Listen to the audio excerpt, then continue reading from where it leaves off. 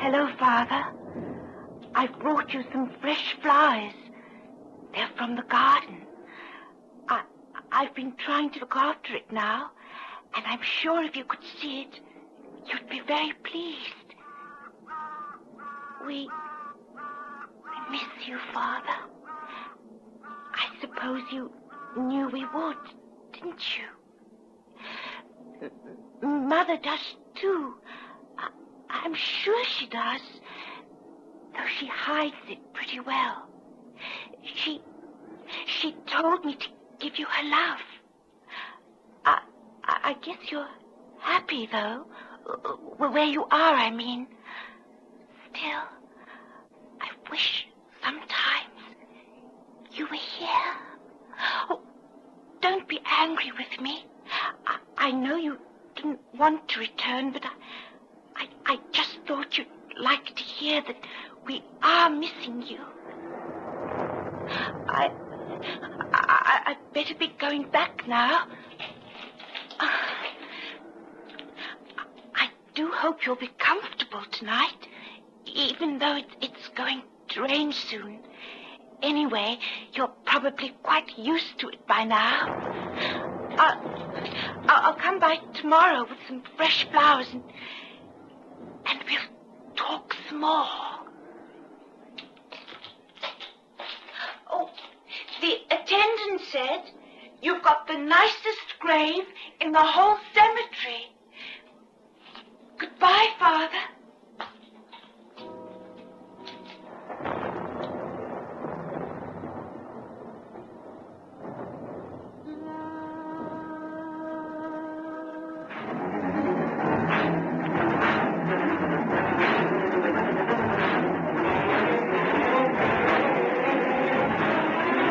Suspense.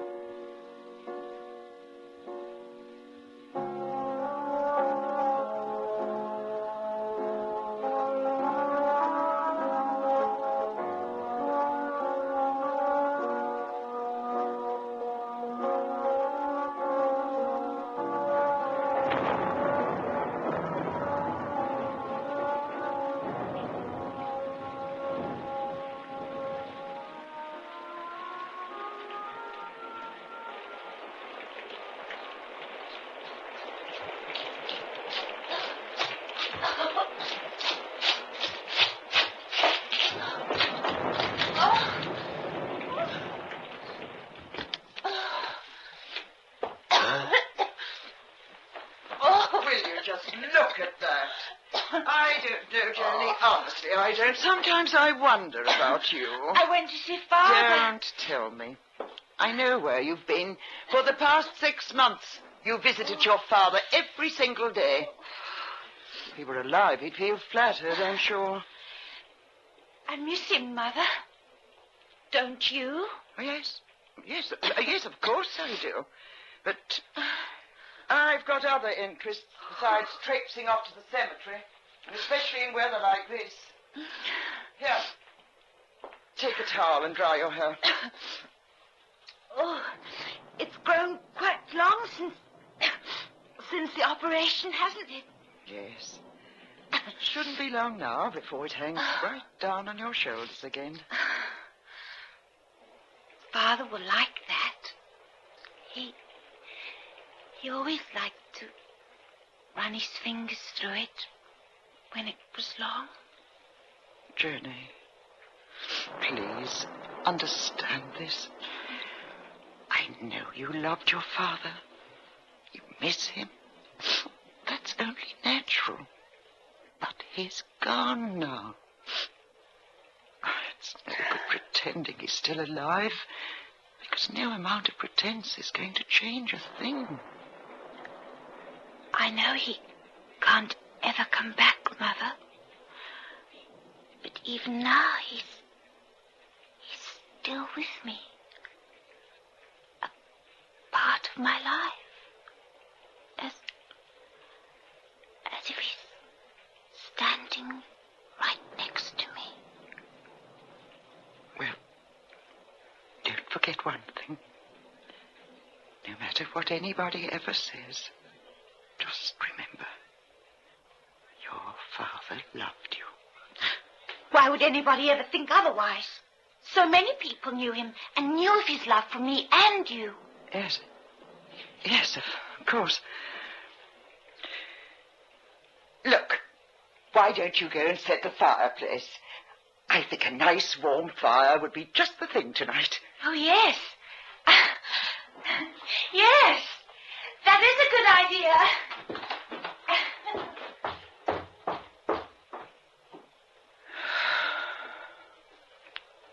Don't let her ever know the truth. Not ever.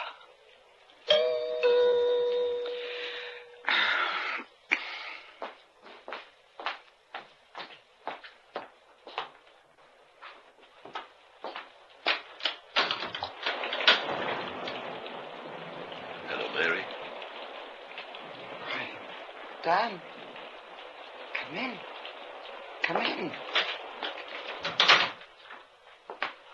I hope I'm not disturbing you, am I? Oh, not at all. Come into the kitchen. It's warmer there. Thanks. There's a regular storm brewing. Certainly looks like it. Here. Take a seat.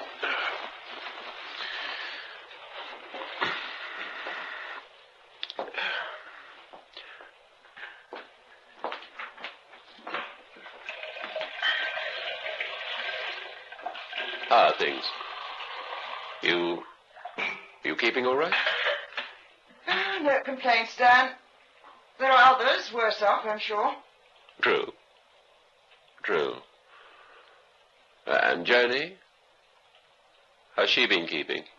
Oh, she's fine, thanks. Just fine. Yes, well, if there's anything you need, anything at all, don't hesitate to ask. Thanks, Dan. I really appreciate that. And, well, if I do, I'll come running. I bumped into Doc Morberg this afternoon. He was telling me about Joanie. Dan, please. I can understand how you feel, and believe me, I don't blame you for anything. Don't torture yourself anymore. It's past and buried. I wish it were that simple, Mary, but it isn't. As Joanie, you see. Every time I see her, hear her name, I keep remembering. Then the questions start. Dan, stop it. You did what any other man would have done in the same situation. Because of that, Joanie's alive today. I've told myself that over and over, but there's still the doubt that Mark never intended to harm her at all. The bullet which robbed her of her father also robbed her of part of her life. A love no one can replace. It's done. Finished. No amount of self-torment is going to alter that. Mark was insane. You knew that. We all did. He was capable of anything. Even killing his only child. Joanie, what about her? What if she hears? She won't. People aren't that cruel, Dan. I won't believe... Hello, Uncle Dan. Oh, hello, Joanie. How are you today? Fine. I've just set the fire, you know. Like a nice cup of coffee, darling? Yes, please. Uncle Dan? Yes, Joanie? You don't think Father minds the cold now, do you? I hope he doesn't, but when it rains, I think perhaps he might. No, he's not cold. You remember how he always liked the rain. He's probably enjoying every minute of it. I'll ask him tomorrow. Shall I tell him you send your love too? Yes, please do. He'll be pleased. He knows you always liked him.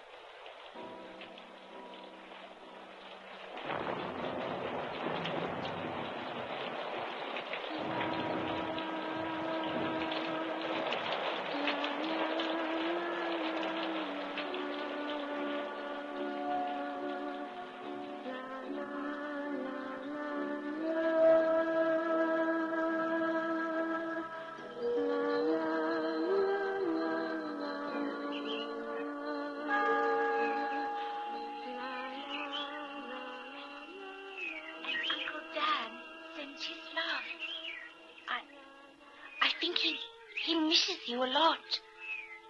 I can tell by the way he looks at me. Almost as if he wanted to cry. Those horrible young boys tell such terrible lies about Uncle Dan. Anyway, I don't mind. At least when I'm here, they don't dare follow me. I can't imagine why they should be frightened of cemeteries. It's so peaceful here, with birds and everything. Even Mother says you found contentment at last. But we were happy too, weren't we? I think he's much happier now. You gave me quite a fright. Oh, I'm sorry. I didn't mean to scare you. Your father? Yes, he died 6 months ago. It was very sudden. I think he died violently. Oh no, Father was a gentle person. He just died. You must miss him. Oh yes, I come here every day. I just had an operation, and I don't go to school anymore. So I come to see him. Do you mind if I join you? What's your name? Andrew Garwin. Andrew Garwin. Father, I've brought a friend to see you. His name's Andrew Garvin. Hello, Andrew. Hello, Mr. Galloway. Go on. Say something else. He loves chatting. I'm sorry I never met you sooner, Mr. Galloway. I could have enjoyed talking to you. I hear you were a very peaceful person. Go on.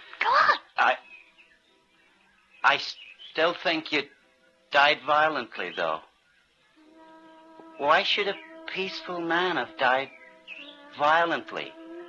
Why?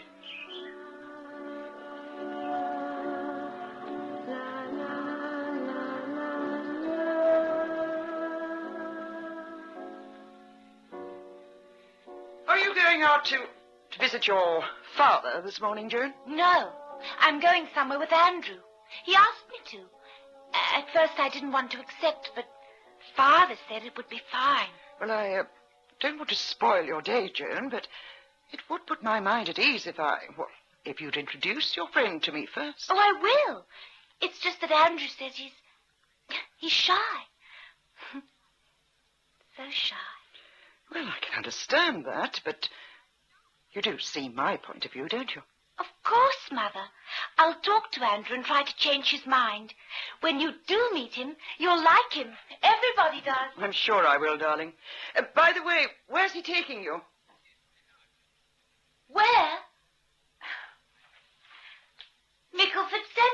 course.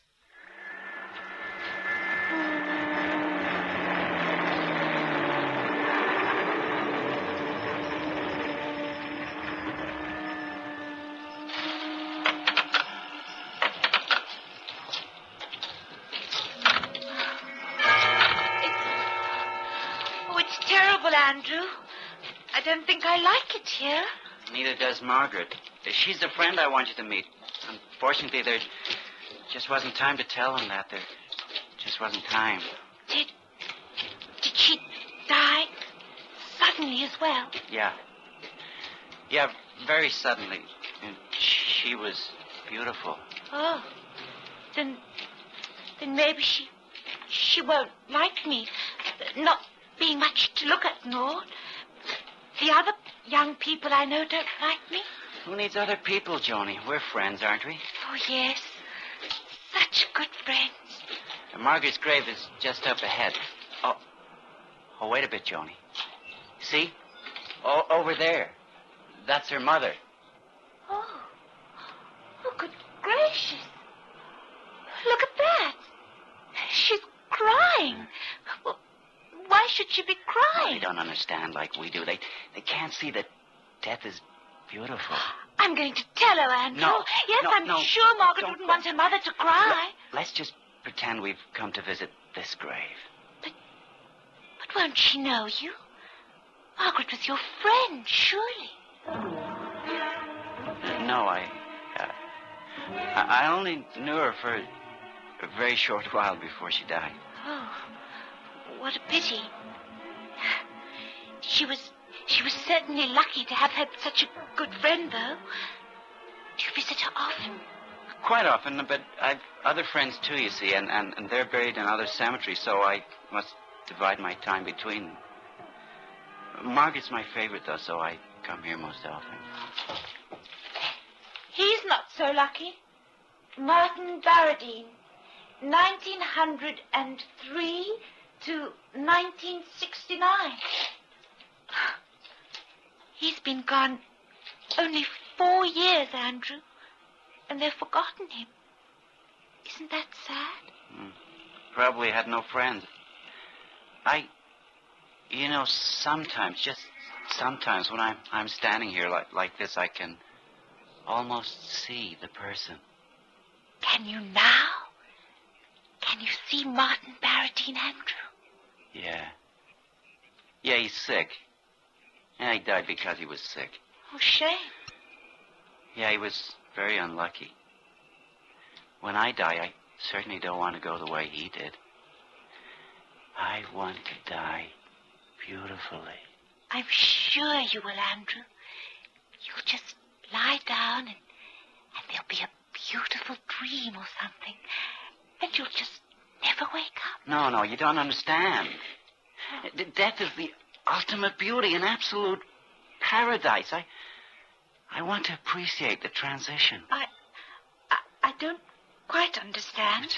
It's simple, Joni. It's so simple. If you're happy here, alive and happy, you fear death. It's the great unknown. Imagine if you're not happy, if you're so unhappy that you want to die. Then you'll welcome death, don't you see? Yes, but... Go one step further. If you can imagine the worst possible pain and terror you could suffer, the pain, stop it. Stop it. The mindless terror, and then suddenly death. From one extreme to the other. Beautiful. No, I want to die like Margaret. Like all my friends. Violently.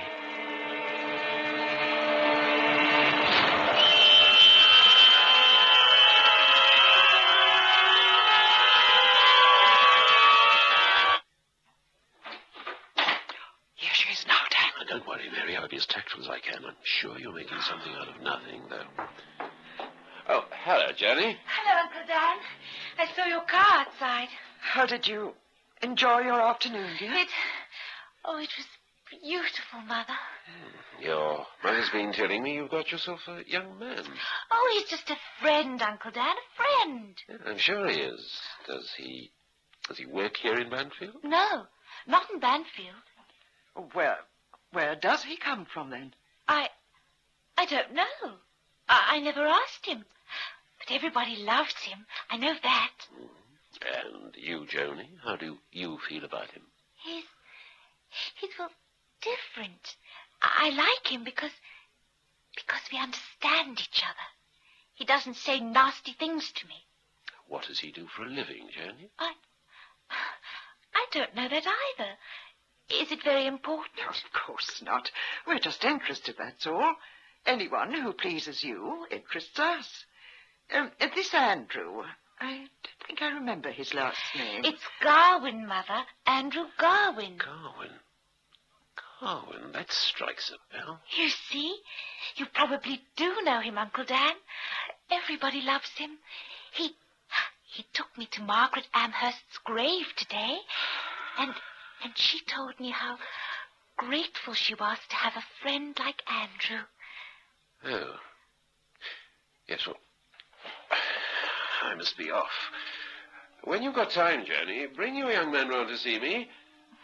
I'd also like to be his friend. I must insist that you stop seeing this Andrew. Stop seeing him? But he's my friend, Mother. Oh, I know that, but... Well, your Uncle Dan has been doing some checking up about Andrew, and... Well, we don't think he's good company for you. Is it because he killed those people? He was only being kind to them, Mother. What? Joni, did you say he killed someone? Yes, his friends. You know, the ones we've been visiting. Sure. I can't see that that's any reason to stop me seeing them. They're so grateful to him, Mother. They all love him. Sit down, Joan. I must make a phone call. Can I go and say goodbye to Andrew, Mother? No, Joan, I forbid you to see him. You stay right where you are.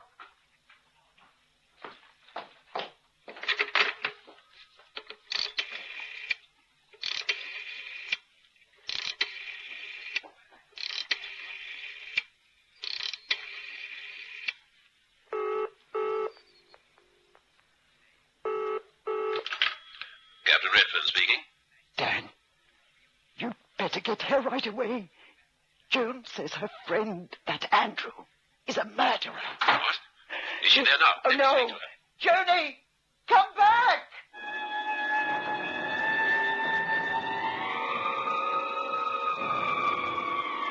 But why did you tell her, Joni? I thought we were friends. But we are, Andrew. Don't you see? I had to. She's probably told your Uncle Dan they'll come looking for me. They're like that, people are. They won't find you if you run, Andrew. You could get as far as... Oh, there's Uncle Dan. What? Now. Run, Andrew. You must run. Stay away from me. I've got a girl. If you come near... Don't touch her. Oh, Johnny, help. It would have been better if you'd run, Andrew. Then you would have died as you wanted to. Johnny, you'll have to tell them why you did this. I'd rather not. I was only doing it for your sake, Andrew. You're my friend, and they didn't want me to see you again. I had to. Johnny.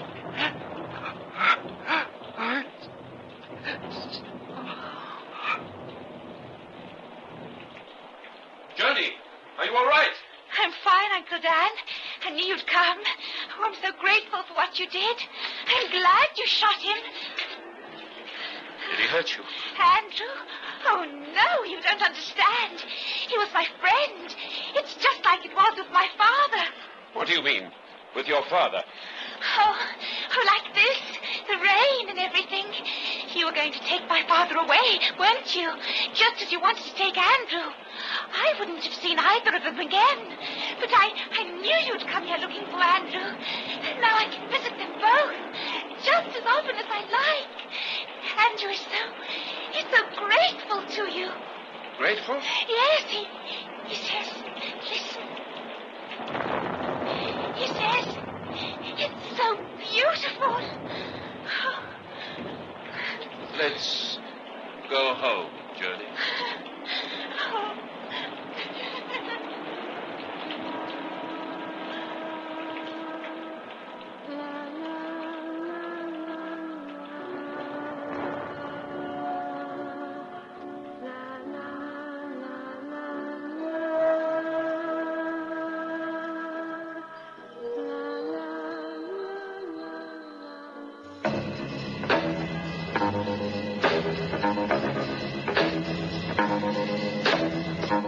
Suspense, adapted for broadcasting and produced by Michael McCabe.